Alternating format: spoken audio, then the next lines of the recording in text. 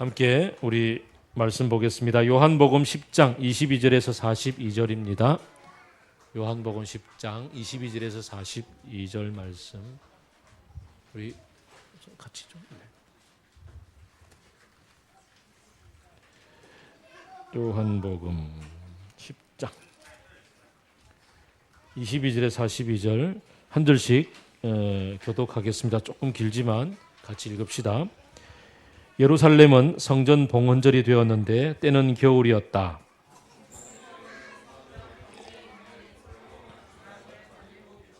그때에 유대 사람들은 예수를 둘러싸고 말하였다.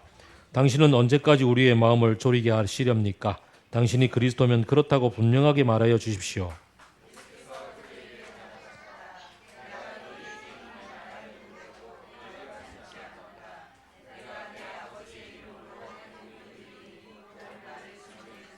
그런데 너희가 믿지 않는 것은 너희가 내 양이 아니기 때문이다.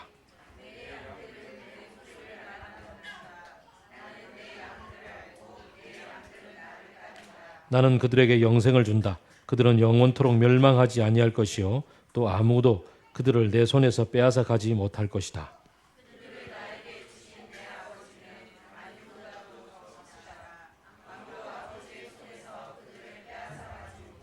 나와 아버지는 하나이다.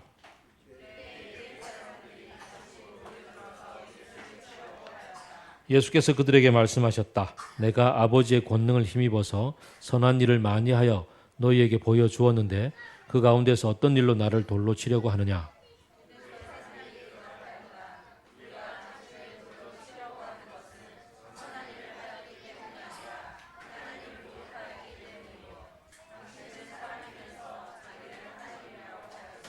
예수께서 그들에게 말씀하셨다. 너희의 율법에 내가 너희를 신들이라고 하였다 하는 말이 기록되어 있지 않느냐?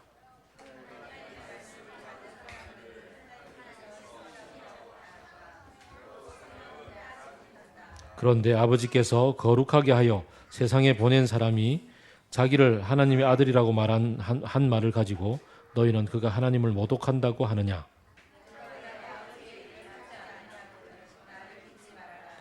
그러나 내가 그 일을 하고 있으면 나를 믿지 아니할지라도 그 일은 믿어라.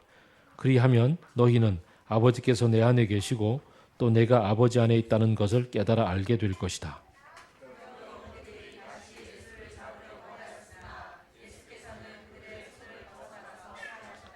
예수께서 다시 요단강 건너쪽 요한이 처음에 세례를 주던 곳으로 가서 거기에 머무르셨다.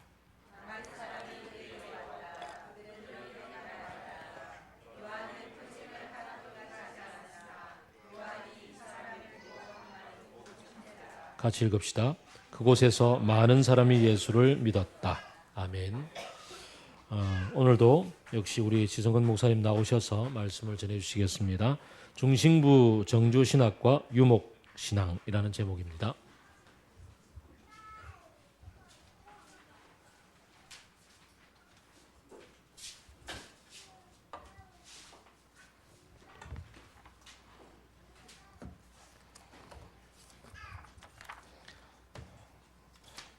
네, 요즘 5층, 6층 꾸미시느라고 고생이 많으신 걸로 알고 있습니다.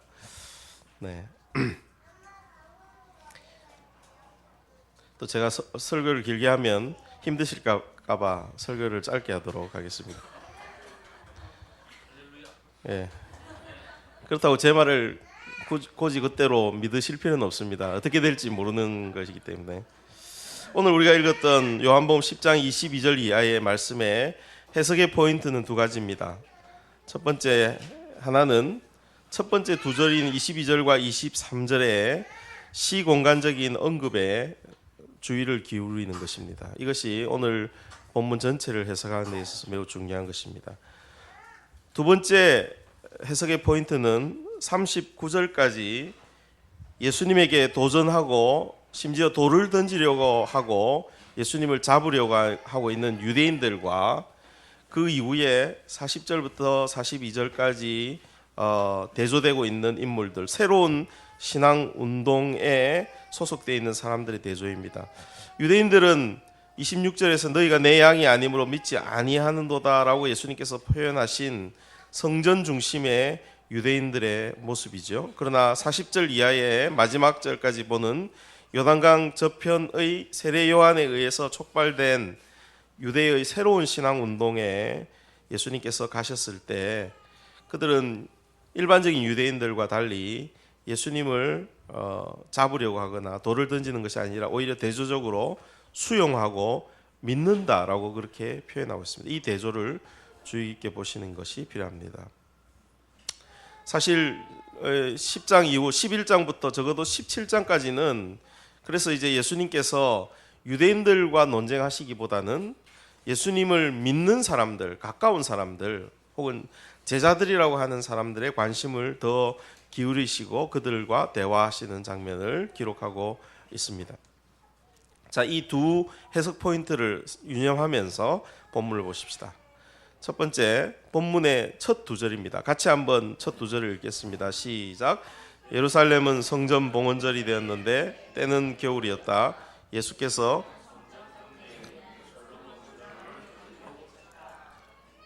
요한은 이 시간적이고 공간적인 언급을 통해서 오늘 본문 전체 사건의 전체 이야기의 배경을 만들어주고 오히려 그 배경 속에 전하려고 하는 메시지를 이미 어느 정도 함축하고 있습니다. 한마디로 말한다면 예루살렘 성전, 예루살렘 중앙성소, 유대교의 불모, 냉랭, 한계를 드러내어주고 있습니다. 여기 성전 봉헌절이라고 되어 있는데 개역 성경에는 수전절이라고 되어 있습니다.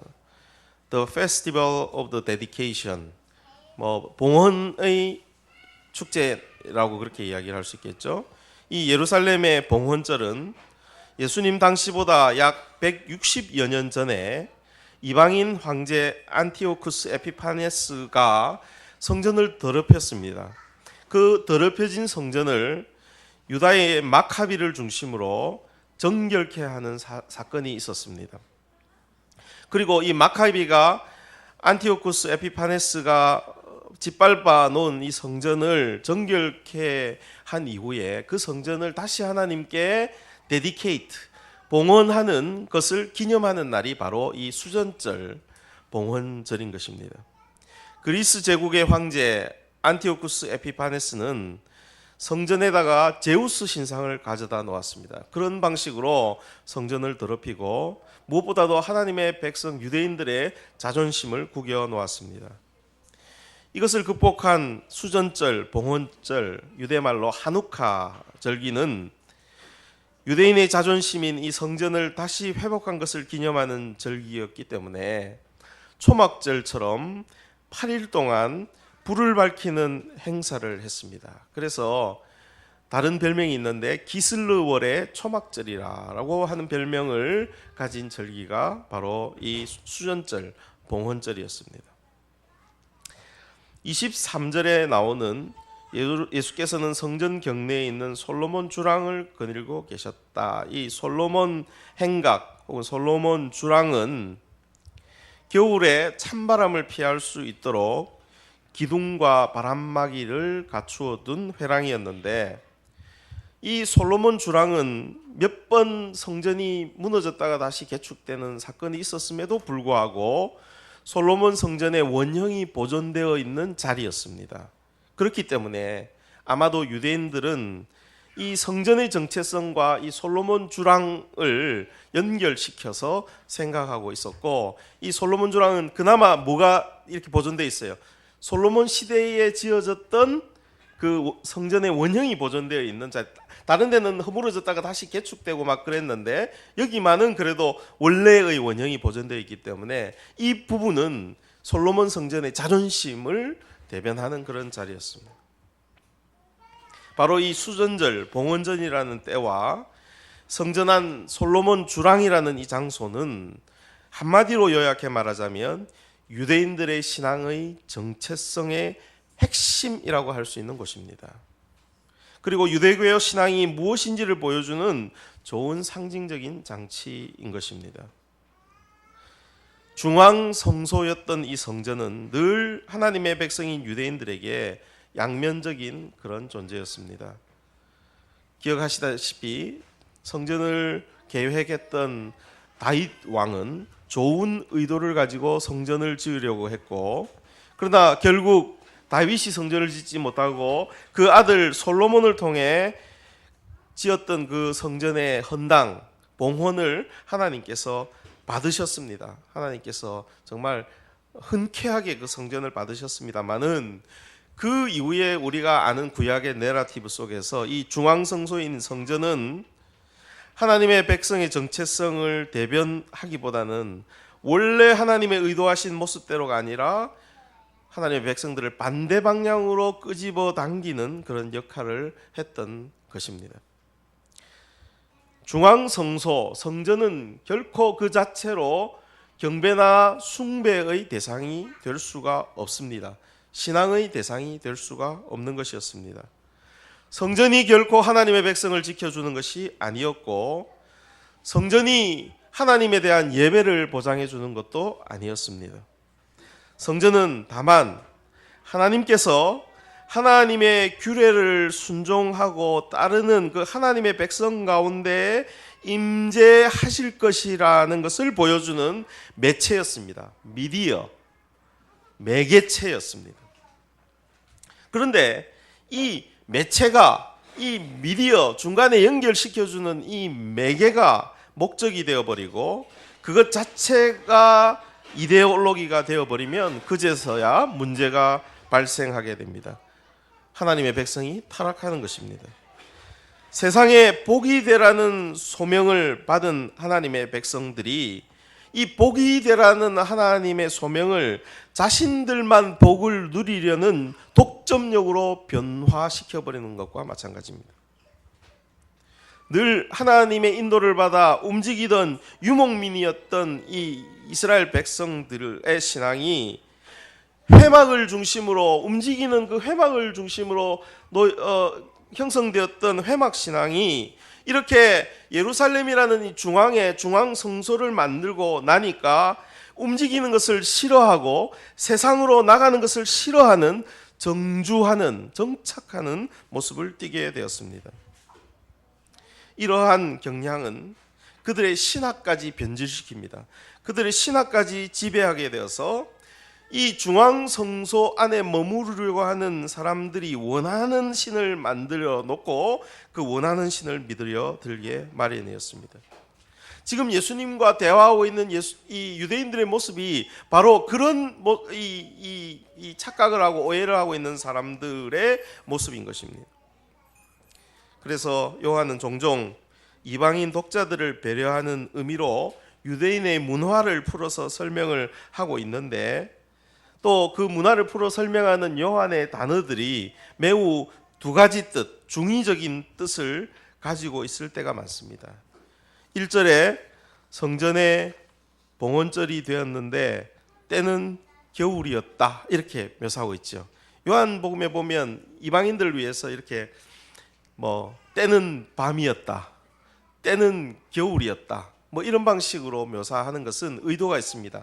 겨울이라는 계절에 대한 요한의 언급은 이 당시 성전 중심의 사고에 사로잡혀 있던 예루살렘 유대인들의 상태를 이방인 독자들에게 설명하기 위한 장치인 것입니다. 이 유대인들, 성전 중심의 신앙을 갖고 있는 사람들의 상태가 메마르고 아무것도 자라지 않는 겨울과 같은 그런 생명을 잃어버린 상태였다라고 요한이 중의적으로 표현을 하고 있는 것입니다. 유대인들은 지금 로마의 하수고 또 이방인 지배자였던 왕 헤롯이 계속해서 수십 년 동안 짓고 있는 그 성전을 정결하게 해야 되겠다는 생각을 하고 있는 중이었습니다. 그 이전 160년 전에 안티오쿠스 에피파네스가 성전을 더럽히고 제우스 신상을 세우고 그랬던 것을 마카비가 깨끗하게 정결하게 하고 그것을 하나님 앞에 봉헌한 것처럼, 지금 이방인이요 로마의 하수였던 이 헤롯이 성전을 가지고 장난을 치고 있는데 어떻게 하든 이 성전을 정결케 하고 지난 시절 유다 마카비처럼 막 하고 등장하는 사람이 나타나서 정치적이고 군사적인 해결을 통해서 이 성전을 깨끗하게 하고 유대 민족의 문제를 해결해 줄 수 있는 그런 존재를 기대하고 있는 중이었습니다. 그 존재의 이름은 메시아지요. 메시아를 기대하고 있는 중이었습니다. 이 유대인들의 이 바람과 그들의 신학과 그들의 원함에 맞는 메시아 그리스도를 갈망하고 있는 것이었습니다. 그렇기 때문에 24절에서 그들은 예수님에게 이렇게 질문을 하고 있는 것입니다. 당신은 언제까지 우리의 마음을 졸이게 하시렵니까? 당신이 메시아라면, 당신이 그리스도라면 그렇다고 분명하게 말하여 주십시오. 무슨 말입니까? 지금 성전 봉헌절이고 당신이 메시아라면 어떻게 해야 됩니까? 헤롯에게 더럽혀진 이 성전을 군사적이고 정치적인 어떤 힘을 통하여서 깨끗하게 하셔야 되지 않겠습니까? 그런데 당신은 좀 애매모호합니다. 뭘 하려고 합니까? 유대인들은 답답해하고 있는 것입니다. 왜요? 예수가 자신들의 욕구가 투영된 이미지의 그리스도, 메시아가 아니기 때문이에요. 그런 모습을 전혀 드러내지 않고 오히려 지금 이해할 수 없는 말과 행동을 계속 하고 있기 때문입니다. 예루살렘에 있는 중앙성소 성전 중심의 틀로는 정주의 정착의 신앙의 틀로는 성전 종교의 틀로는 파악이 되지 않는 말을 예수님께서 계속 하시는데, 그런데 말입니다, 그 예수의 말에는 권위가 있고 그의 하는 일이 메시아 되심을 나타내는 것이니 그들이 이렇게 물을 수밖에 없는 것입니다. 당신은 언제까지 우리의 마음을 졸이게 하시렵니까? 당신이 메시아라면 그렇다고 분명하게 좀 말해 주세요. 그들의 성전 이데올로기로는 요한복음 1장에서 이야기하고 있는 대로 말씀이 육신이 되어 우리 안에 거하시는 예수 그리스도, 이 말씀이 육신이 되어 우리 안에 거하신다 할 때 거기 영어 성경에 보면 태버나클링 이렇게 돼 있어요. 태버나클은 뭡니까? 회막입니다. 회막. 태버나클링, 회막이 되어 주시는, 우리 안에 회막을 치시는 유목 신앙의 주인이 되시는 예수님의 존재를 성전 종교의 관점으로는 받아들일 수가 없었던 것입니다. 그래서 예수님은 25절에서 30절까지 해서 그들에게 분명하게 자신이 어떤 메시아인지 어떤 그리스도인지를 말씀하십니다. 자, 25절부터 30절까지 한다름에 한번 읽어보겠습니다. 시작. 예수께서 그들에게 대답하셨다. 내가 너희에게 이미 말하였는데도 너희가 믿지 않는다.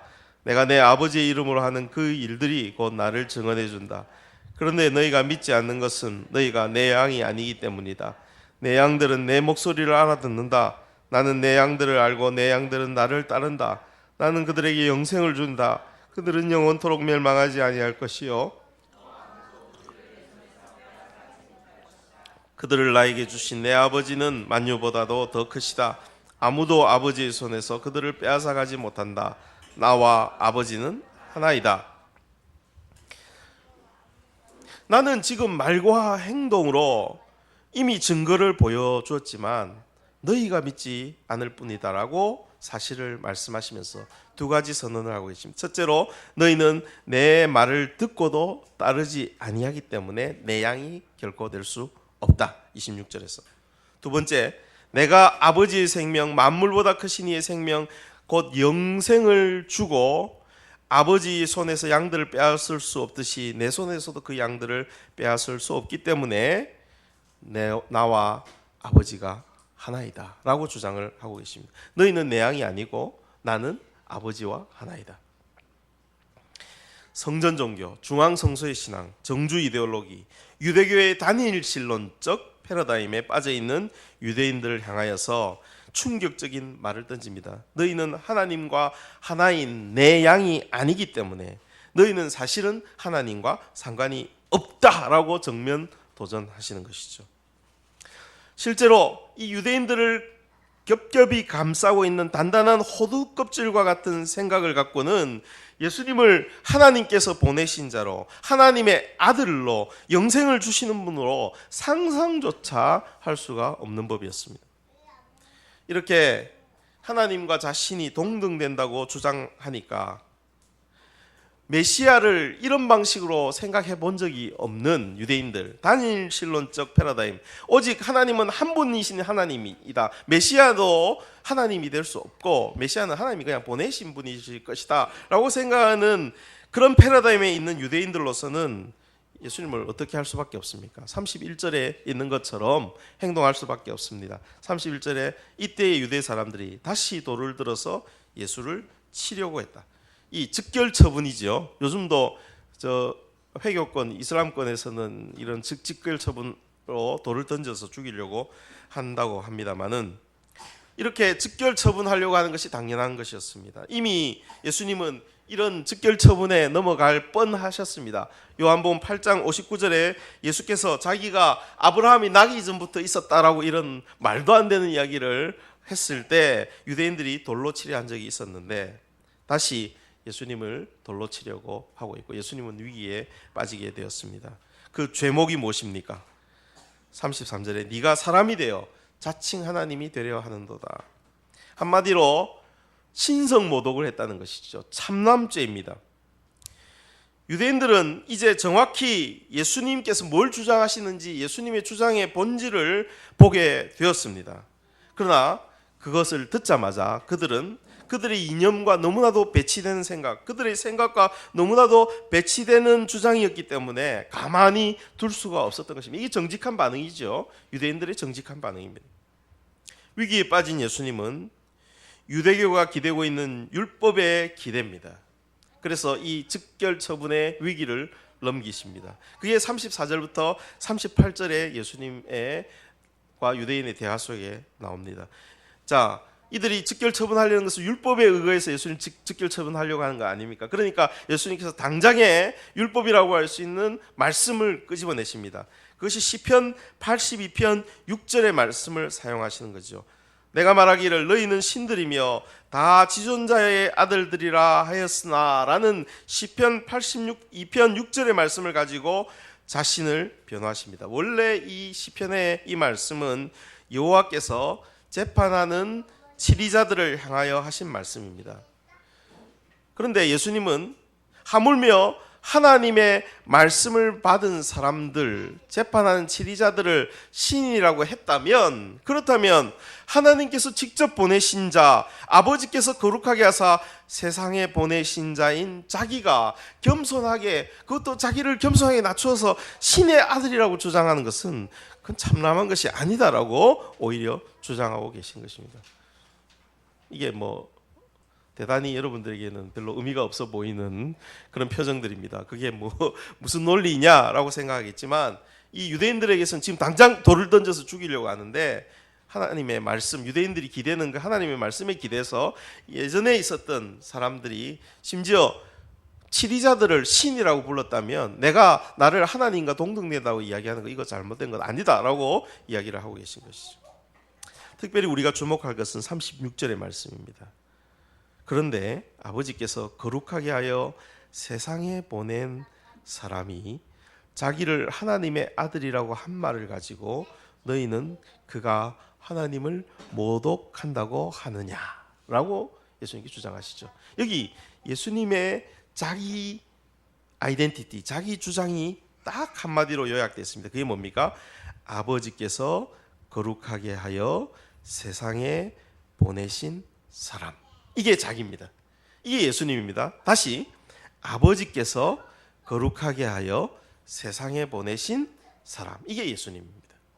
이게 예수님 자신이라고 지금 주장하고 계시는 것입니다. 그걸 자기를, 그런 사람을 하나님의 아들이라고 주장한 것이 어떻게 참남한 제냐고 주장하신 것이죠. 여러분, 대개 성전 종교는 거룩을 어떻게 이해합니까? 중앙 성소 중심의 신앙은 거룩을 세상으로 나아가는 것으로 이해하지 않습니다. 한번 유대 구약의 거룩을 한번 생각해 주십시오. 거룩은 항상 어떻습니까? 어디로 집중됩니까? 성전 안으로 집중됩니다. 가장 거룩한 것은 어디에 있습니까? 지성소에 있습니다. 그러므로 지성소에서 멀어지면 멀어질수록 뭐로부터 멀어집니까? 거룩으로부터 멀어집니다. 다만 유대를 벗어나서도 거룩은 멀어집니다. 그러니까 이방인들은 거룩하지 않기 때문에 뭐라고 불렀습니까? 개라고 불렀습니다. 그러므로 성전 중심의 종교는 거룩을 세상과 관계 있는 것으로 이해하지 않습니다. 세상으로 보내는 것을 거룩으로 생각하는 것이 아니라 오히려 세상으로부터 떠나는 것을 거룩으로 생각합니다. 내가 거룩한 것은 세상과 관계없는 것이 거룩이라고 생각합니다. 그렇지만 예수님께서 거룩을 뭐라고 얘기하십니까? 아버지께서 거룩하게 하여 세상에 보내신 사람이라고 이야기합니다. 그 역동이 거꾸로 되고 있습니다. 거룩의 역동이 거꾸로 되고 있습니다. 거룩하게 되면 세상을 떠나는 것이 아니라 거룩하게 하사 어떻게 해요? 세상에 보내십니다. 이것이 바로 원래 성전의 의도인 것입니다. 거룩하게 하사, 성전은 거룩한 것이었습니다. 그죠? 성전을 거룩하게 하신 의도가 무엇입니까? 성전만 거룩하게 하려는 것이 아니라 그 성전을 통하여 무엇이 거룩하다는 것을 보여주시기 위한 것이었습니까? 세상이 거룩하다는 것을 보여주시기 원하시는 것이었습니다. 이것이 원래 성전의 의도였고 원래 솔로몬의 봉헌, 그 성전의 봉헌을 받으신 의도였던 것입니다. 하나님께서 솔로몬이 그 성전을 봉헌하여 드릴 때 내가 나의 이름을 거기에 두고 거기에서 드리는 기도를 내가 듣겠다고 하신 이유는 그 성전을 통하여 세상이 거룩을 알고 하나님께서 세상을 성전으로 만드신 것을 깨닫도록 하기 위하여 성전을 거기 두셨는데 유대인들은 이제 이 거룩을 축소시킨 것이죠. 세상을 향하여 거룩을 생각한 것이 아니라 세상으로부터 떠나서 거룩을 생각하는 것으로 유대인들은 오해하게 된 것입니다. 성전의 봉헌, 성전을 거룩하게 구별하는 것은 결국 그 성전을 거룩하게 하여 세상을 거룩하게 하고 세상에 보내기 위함이었던 것입니다. 이것이 세상에 존재하는 모든 보냄받은 하나님의 백성의 존재 이유인 것이죠. 거룩하게 구별된 백성이 된 이유는 그렇게 거룩하게 구별돼서 자기들만 하나님의 복락을 누리는 것이 아니라 거룩하게 구별되어서 어디로 보냄받아요? 세상으로 보냄받고 그 세상 안에서 거룩을 드러내고 거기서 그것을 통하여 복의 근원이 되어서 누가 복을 누리게 하는 것이에요? 세상이 복을 누리도록 하는 것이에요. 그러나 유대인들은 이 방향을 받아들이지 못하고 거꾸로 생각하여 성전 중심의 예루살렘 유대인들은 결국 예수님께서 하시는 이 예수님의 자기 주장을 무슨 말인지도 알지 못하고 받아들이지 못할 뿐 아니라 37절과 38절에 있는 말씀처럼 그들은 예수님께서 행하시는 일을 보고도 믿지 못하는 사람들이 되었습니다. 세상에 여러분 생각해 보십시오. 만약에 내 눈앞에 예수님이 계시고 예수님이 내 눈앞에서 성경에서 하신 일을 한다면 내가 믿겠습니까? 못 믿겠습니까? 다 믿을 것 같지요. 그런데 패러다임이 가려져서 눈이 가려진 안경이 다른 눈으로 딱 이렇게 끼고 있으니까 유대인들은 예수님이 눈앞에서 기적을 행하시고 말씀을 하셔도 유대인들은 예수님을 보고도 듣고도 믿지 못하게 되었던 것입니다. 자, 이렇게 위기를 극복하신 이후에 이 논박을 하신 이후에 예수님은 자신을 체포하려는 유대인들을 피해서 어디로 가십니까? 갈릴리 요단강 저편으로 가서 가십니다. 40절부터 42절까지입니다. 한번 읽어봅시다. 시작. 예수께서 다시 요단강 건너쪽 요한이 처음에 세례를 주던 곳으로 가서 많은 사람이 그에게로 왔다. 그는 이렇게 말하였다. 요한은 표징을 하나도 행하지 않았으나 그곳에서 많은 사람이 예수를 믿었다. 이 구절은 절묘한 형태로 그 앞에 있는 상당히 긴 부분과 대조를 이루고 있습니다. 지리적으로 대조가 있죠. 지리적으로 어디와 대조를 이루고 있습니까? 중심부인 예루살렘 또 그 속에 있던 성전 혹은 건물 중심의 체제 유지적 사고를 지닌 유대인들과 달리 이쪽은 장소적으로 어디입니까? 요단강 저편입니다. 말하자면 중심부가 아니라 주변부지요. 중앙성소인 성전에서 멀리 떨어져 있는 곳입니다. 요단강 근처 갈릴리인들, 특별히 여기 누가 등장합니까? 세례 요한이 등장합니다. 세례 요한은 그의 첫 출발부터 뭘 질타하며 사역을 시작했습니까? 유대 성전 중심의 종교를 질타하며 사역을 시작했습니다. 그래서 소위 신생 종교 개혁 운동에 이미 앞장섰던 사람이 이 세례 요한입니다. 거기에 노출된 사람들이 이 갈릴리 이 요단강 저편에 많이 있었어요. 거기에 있었던 사람들입니다. 그리고 거기 신생 종교개혁에 이미 노출된 사람들은 이곳에 피신해온 예수님에 대해서 어떻게 평가합니까? 41절 말씀이죠. 그들은 이렇게 말하였다. 요한은 표징을 하나도 행하지 않았으나 요한이 이 사람을 두고 한 말은 모두 참되다. 이 사람이 누굽니까? 예수님에 대해서 한 말은 모두 참되다.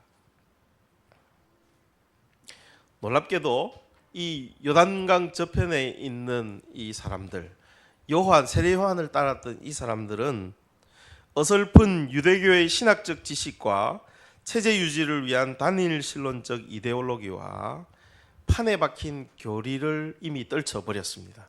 세례 요한을 통해서. 그죠? 이 성전 중심의 종교로는 개혁이 일어날 수 없다라고 이미 세례 요한을 통해서 이게 오리엔테이션이 된 사람들입니다. 그렇기 때문에 그들은 교리보다는 뭘 보기를 원합니까? 말의 증거를 보기를 원합니다. 실제로 그런 일이 일어나는가를 보기를 원합니다. 그 말이 사실인가를 근거로 하여서 예수님을 받아들이고 있습니다. 그래서 이 사람을 두고 요한이 한 말이 모두 참되다. 왜? 이 사람이 하는 행동을 보니까 그렇다는 거예요. 그죠? 유대교의 교리로 생각하면 이 사람의 주장은 이상한 주장들이라 하지만 이 사람이 하는 행동을 보니까 요한이 한 말은 참되다. 그렇게 해서 42절에 그곳에서 많은 사람이 예수를 믿었다라고 표현합니다. 똑같은 진리의 현상, 똑같은 예수 그리스도를 앞에 두고 있지만 완전히 다른 반응의 대조가 여기 드러나고 있죠. 분명히 예수를 보고 있지만, 그리고 예수님께서 사역을 오랜 시간 동안 성전 안에서 하고 했지만 유대인들과 바리새인들은 예수님을 보고도 믿지 못했지만 이들은 잠깐 예수님께서 들리시는 이 예수님의 모습을 통해서도 그들은 그의 말과 그의 행실을 통하여 이분이 요한이 이야기했던 바로 오실 메시아이고, 그래서 그를 믿어야 되겠다고 결정하게 되는 것이죠. 사실 모든 형태의 새로운 운동은 처음에는 잘 시작합니다. 생명을 추구하고 바른 것을 추구하다가도 세월이 흐릅니다.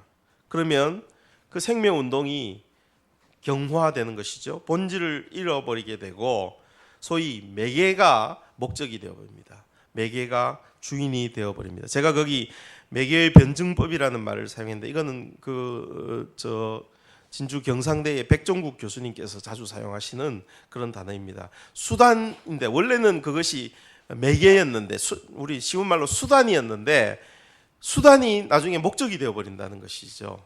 그분은 자주 이제 이 간사들 이런 선교단체에 있는 사람들에게 이렇게 매개의 변증법을 설명했습니다. 원래 간사가 운동을 위해서 존재했는데 이게 간사라는 것은 원래 매개고 수단이란 말이죠. 운동이 여기 있으면 매개로서의 간사가 있는데 나중에 어떻게 돼? 이게 거꾸로 되는 거예요. 나중에는 간사를 위해서 운동이 존재한다. 그러니까 간사님들 결코 그렇게 매개로서의 자기의 존재를 잃어버리서는 안 된다. 이렇게 이야기하시는 거죠. 자, 이 매개의 변증법이 건물, 이 성전 종교에 이렇게 해당되면 어떻게 됩니까? 원래 성전이라는 것은 진정한 목적이 있죠. 세상이 성전이라는 것을 밝히기 위하여 있는 것인데 이게 어떻게 돼요? 이 매개가 뭐가 되는 거예요? 목적이 되어버리는 거예요. 세상도 다 뭘 위해 존재해야 돼요? 이 성전을 위해 존재하는 것처럼 생각하게 되는 것이죠. 그래서 모든 운동들이, 대부분 운동들이 처음에는 잘 시작했다가 변질되는 이유가 결국 수단이 본질을 대체하게 될 때, 매개가 목적이 되어버릴 때 그런 문제들이 일어나게 된다는 것입니다. 성전의 처음 의도, 다윗이 가졌던 의도, 솔로몬이 봉헌했을 때 의도는 매우 좋았지만 역사가 흐르면서 그 성전이라는 매개가 성전이 주인이 되어버린 그런 모습이 된 것처럼 말입니다. 그러므로 성전과 유대교의 이데올로기와 또 정착하려고 하는 제도와 안정을 추구하는 유대인들의 모습들은 어느 시대든지 역사의 어떤 시점에 있는 사람들에게도 그 모습이 보일 수 있다는 점을 우리가 기억해야 합니다. 우리들도 언제든지 유대인들과 같아질 수 있다는 것이죠. 우리도 처음엔 잘 시작했다가 그 본질을 잃어버리게 될 수가 있습니다. 그러므로 늘 내가 매개이며 본질이 있다는 사실을 잊지 말아야 합니다. 성전이 가르치는 본질은 예수 그리스도이십니다. 예수님이 아버지가 보내신 분이시며 예수님이 영생을 주시는 분이시며 예수님이 하나님과 하나라는 것, 이것이 성전의 본질이죠. 이 성전을 통하여 하나님께서 영광을 받으시기를 원하고 이 성전을 통하여 세상이 하나님의 성전이라는 것을 드러내는 것이어야 합니다. 성전이 의미하는 바 뭐예요? 하나님이 우리와 함께 계신다. 하나님이 세상과 함께 하신다라는 것을 완전하게 보여주고 성취하신 분이 누구십니까? 예수 그리스도 임마누엘, 하나님이 우리와 함께 계시다라고 자신의 이름을 가지신 분, 그분이시기 때문입니다. 예수 그리스도라는 본질에 헌신하지 않는 신앙은 예수 그리스도라는 본질을 잃어버려서 매개를 주인으로 삼는 모든 형태의 잘못된 종교를 우리는 조심해야 합니다. 예수 그리스도 대신에 어떤 매개들이 있을까요? 목사가 매개가 될 수도 있습니다. 간사가 매개가 될 수도 있습니다. 이런 예배당과 건물이 매개가 될 수도 있습니다. 어떤 신조가 매개가 될 수 있습니다. 이건 다 뭘 향하여 있습니까? 본질을 향하여 있습니다. 예수 그리스도를 향하여 있어야 합니다. 그런데 그 본질을 잃어버리고 그 매개 자체가 강조가 되게 될 때 이것은 잘못된 그런 신앙을 방조하게 되는 것이죠. 여기서 하나 더 생각할 것이 있습니다. 예수 그리스도를 믿는다, 예수 그리스도 중심이다라는 말은 사실 솔직히 말하면 요즘 개나 소나 다 하는 말입니다. 이단들도 예수 그리스도를 믿는다고 합니다. 그렇지 않습니까? 예수 그리스도를 강조합시다. 예수 그리스도가 본질입니다. 굉장히 좋은 말이지만 이거 지금 누구라도 할 수 있는 말이에요. 중요한 것은 어떤 예수 그리스도냐 말이죠. 네가 말하는 예수 그리스도, 그 본질이라고 하는 그 예수 그리스도가 어떤 예수 그리스도를 말하느냐, 이게 굉장히 중요합니다. 오늘 36절에 어떤 예수 그리스도였습니까? 아버지께서 거룩하게 하여 세상에 보내신 사람 예수 그리스도, 이걸 이야기하고 있느냐가 중요하다는 것입니다. 성경이 말하고 있는 그 예수 그리스도, 아버지께서 거룩하게 하사 세상에 보내신 자라고 표현되어 있는 그 예수 그리스도, 아버지께서 거룩하게 하셨는데 아버지께서 거룩하게 하셔서 세상으로부터 떠나게 하시는 그런 예수 그리스도를 믿는 사람들이 많아요. 잘못된 거룩을 추구하며 그러면서도 예수 그리스도를 이야기하는 사람들이 많다는 것입니다. 올바른 거룩을 추구하는 것이 중요합니다. 세상을 버려버리고 세상으로부터 피하는 거룩이 아니라 거룩하게 하는 목적은 세상에 보내는 것이라고 하는 그 예수 그리스도 신앙을 가지는 것이 본질이라는 것입니다. 아무 예수 그리스도가 본질이 아니라 바로 이런 예수 그리스도가 본질인 것입니다. 세상으로 보냄받았다는 이 미셔널 신앙은 중심부를 추구하기보다는 주변부를 향하고 정착하기보다는 이동하기를 추구하면서 매개가 아니라 수단이 아니라 본질을 추구하는 신앙으로 연결되어집니다. 그런데 놀랍게도 오늘날 잘못된 종교가 이러한 올바른 신앙을 신성모독이라고 고발하고 있는 것이 현실인 것이죠. 제가 듣고 알기로는 최근 맑은물 교회는 주일 모이는 장소에 대한 심각한 고민을 하였고, 지난 몇 달 동안 제가 잘 들었습니까? 결국 현재의 공간을 사용하기로 했고, 그리고 위에 5층과 6층을 학사 및 모임 공간으로 만들기로 하여서 두어 주째 공사하는 것에 여념이 없습니다. 그것 때문에 제가 여기 끌려와서 설교를 하고 있는 것이죠. 사실 인간은 원래 3차원적인 존재, 3차원이라는 것은 시간과 공간의 차원의 존재이기 때문에 시간을 떠날 수도 없고 공간을 떠날 수도 없는 존재가 인간입니다. 그러니까 인간에게 있어서 시간도 중요하고 공간도 중요합니다. 공간이 중요하지 않은 것이 아닙니다. 공간은 매우 중요합니다. 그래서 요즘 운동가, 요즘 활동가들은 이런 말들을 가끔 사용합니다. 공간이 운동한다. 공간이 운동한다.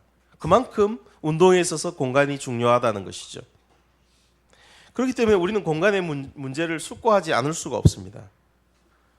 그렇지만 언제나 우리는 이 공간의 중요성이라는 것이 가지고 있는 본질이 무엇인지를 놓쳐서는 안 됩니다. 공간 역시 수단입니다. 공간이 운동한다 했을 때 무엇이 목적이고 무엇이 수단입니까? 운동이 목적이고 공간은 수단입니다. 그렇죠? 그래서 공간이 운동한다는 것이죠. 그러니까 공간 역시 수단이며 매개라는 사실을 잊지 말아야 합니다. 그런데 매개 자체가, 수단 자체가 우리의 목적이 되는 경우들이 많습니다. 수많은 교회들이 그렇지 않습니까? 그죠? 공간은 중요해요. 공간이 중요하지 않은 게 아니죠. 건물 중요해요. 중요하지 않은 게 아니에요. 그런데 대부분의 교회들이 결국 그 공간이 뭐가 되는 거예요? 목적이 되어버리는 거예요. 우리의 목적은 무엇입니까? 예수 그리스도입니다. 예수 그리스도 운동입니다. 우리의 목적은 아버지로부터 거룩하게 하여 세상에 보냄받았다는 그 메시아를 따라 사는 메시아의 공동체로 우리 자신을 매김하는 것이 우리의 목적입니다. 성경에도 보면 재미있는 것은 예수님께서 이 성전 이데올로기, 정착 이데올로기를 질타하시면서도 그걸 어디서 이야기하십니까? 성전에서 이야기하십니다. 성전이라는 공간을 이용하십니다. 왜요? 성전에 사람들이 오니까, 성전에 사람들이 모이니까 거기서 이야기하시는 것 참 재미있지 않습니까? 그리고 이런 예수님의 이 공간을 사용하는 전략은 어디로부터 나오는 것이었습니까? 자기 자신의 정체성으로부터 나오는 것이었습니다. 예수님의 정체성의 핵심이 뭐라고요? 거룩하게 하여 하나님 아버지로부터 어디에 보냄받았다? 세상에 보냄받았다라는 정체성에서 나오는 것입니다. 교회 공동체가 크고 작고 간에 시간이 지나면 본질을 잃어버리기가 쉽습니다. 신앙의 본질, 우리의 정체성, 그걸 잃어버리기가 십상입니다. 맑은 물 교회가 벌써 14년 되지 않았습니까? 20년을 향하여 있습니다. 시간이 지나면 언제나 우리는 그것을 유념해야 합니다. 우리는 신앙의 본질에 집착하고 있는가?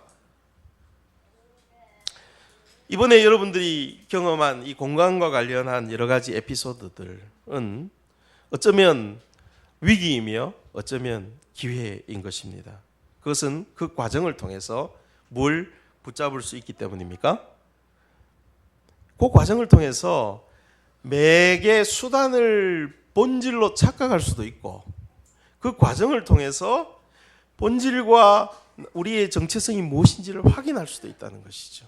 그런 점에서 여러분들의 현재 경험은 매우 중요한 것이라고 생각합니다. 맑은 물 교회 공동체가 거룩합니다. 맑은 물 교회 공동체가 거룩한 것은 무엇 때문입니까? 세상에 보냄받기 때문입니다. 맑은 물 교회가 공간을 따로 떼어두고 거기에 자원을 투자합니다. 그것은 중요합니다. 왜냐하면 공간이 운동하기 때문입니다. 그런데 그렇게 하는 것은 무엇을 위함입니까? 예수 그리스도를 위함이요. 무엇을 위함입니까? 거룩해 하여 세상으로 보냄받기 위함입니다. 그렇기 때문에 여러분들이 학사도 만들고 또 여러분들이 이 공간을 다른 사역이나 다른 사람들과 공유하는 것이지요. 보냄받은 의식, 미셔널 의식을 가진 미셔널 공동체가 되어서 우리가 가진 이 공간을 이해하고 공간을 사용할 수 있으면 좋겠습니다. 무엇보다도 단순히 우리가 교회로서 어떤 장소와 공간을 소유하고 교회가 있는 그곳 장소만 강조할 것이 아니라 교회가 건물이 아니라 뭐라고요? 교회는 사람이다 이렇게 이야기한다면 우리 모두가 이미 보냄받았어요. 어디로 보냄받았습니까? 우리의 직장과 우리의 마을과 우리가 보냄받은 바로 그곳에서 거룩하게 하여 보냄받은 자로 어떻게 살 것인가를 계속해서 고민하고 서로 자극하고 도전하여야 할 것입니다. 이것이야말로 우리가 해야 될 진정한 봉헌이요 참된 헌신인 것이죠. 그러므로 사도 바울은 로마서 12장 1절에서 이렇게 말하고 있는 것입니다. 형제 자매 여러분, 그러므로 나는 하나님의 자비하심을 힘입어 여러분을 권합니다. 여러분의 몸을 하나님께서 기뻐하실 거룩한 산 제물로 봉헌하십시오. 이것이 여러분이 드릴 합당한 예배입니다. 다 같이 기도하십시다. 우리 자신 한 사람 한 사람을 돌아보며 기도하십시다. 우리 젊은 시절 캠퍼스를 통하여 정말 생동감 있는 신앙을 경험한 분들도 계시고, 그런데 어느덧 10년, 20년이 지나서 뭔가 정착하고 안주하려고 하고 있었다면 좀 우리는 회개할 필요가 있습니다. 늘 세상으로 보냄받았다는 이 의식, 우리는 유목 민족이며 이동할 수밖에 없다는 이 사실, 이 의식을 되돌이킬 필요가 있을 것입니다. 왜요? 우리는 예수를 따르는 자이기 때문입니다. 예수는 한 곳에 머무르지 아니하시고 언제나 움직이시는 분이시기 때문입니다. 우리 맑은물 교회가 다시 한번 이런 보냄받은 의식을 회복하고 정체성을 확인할 수 있도록 도와달라고 기도하십시다. 본질이신 예수 그리스도를 주목할 수 있도록, 그리고 우리의 정체성, 하나님 아버지께서 거룩하게 하셔서 세상에 보내신 자들이라는 사실을 다시 한번 기억할 수 있도록 도와달라고 다 같이 통성으로 기도하겠습니다. 기도하십시다.